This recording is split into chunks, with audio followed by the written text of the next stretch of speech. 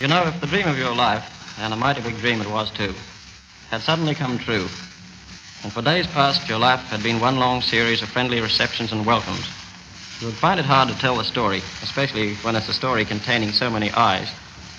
But now I'm going to try to tell you something of the flight of the Southern Cross. Right at the outset, I want to stress this all-important fact. This flight was not my flight. It was a flight by Charles Ulm, Harry Lyon, Jim Warner, and the chap that's talking to you. None could have succeeded without the others. Each man had his own specialized job. And the fact that each man did do his job accounts for our presence here in Australia. It being my particular work, I was the pilot. Mine was the job to take that splendid bus off the ground, to fly it, and to bring it down again.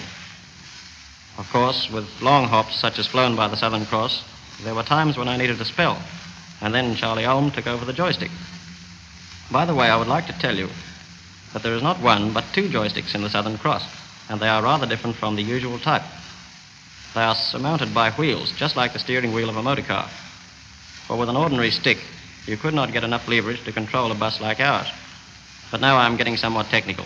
I think I'd better get back to the job set me. Our trip was like all other big trips.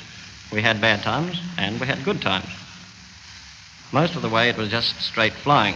You sat back in your little chair in the cockpit, and you flew her at the height that you thought was the best. Every now and again, you would feel something smack you in the back of the neck, and you would know that Harry Lyon had poked a message through to you, telling you how your course was shaping. In good weather, it was quite snug and comfy in the cockpit. But when we struck the bad stuff, well, it wasn't so comfy. And then all the time, there was that pounding, thudding roar of those three engines. It didn't improve one's hearing, but one preferred a momentary deafness to know that the engines were doing their job. I have flown now for about 3,400 hours since I took my first machine off the ground. And if I fly for the same time again, and I sincerely hope I can, I never want another experience like the one we had on the night of June the 8th. That was when it was a matter of flying blind, and this can only be done successfully after much specialized training. The best indication I can give you of the fierceness of that storm is the fact that nearly half an inch was sheared off our propellers by the rain. And believe me, those propellers are mighty tough. My pals stuck to me as they've always stuck, and they did their job. The Southern Cross proved herself to be the thoroughbred that she is, and we got through. I am mighty pleased, but with all sincerity, I tell you that my greatest joy lies in the fact that in doing my job, I did something worthwhile for Australia, and I hope to do further for this, my country. Hello, Australia. You've nearly taken our breath away with the warmth of your welcome and the many receptions given us, so that it is difficult to talk to you, even through Columbia Records. I'm going to tell you something about the organization of this flight. That was my job. I can only be vague because it turned out to be such a big job that I could talk for hours and hours on it. It was heartbreaking at times. So far as resources are concerned, there were times when we were down to zero, but we managed to stick to the job. We knew we could make it successfully if we could only get the support necessary and the right equipment. We worked for months deciding on the best type of plane and engine and fuels and a myriad other details that must be attended to on a trip such as that of the Southern Cross.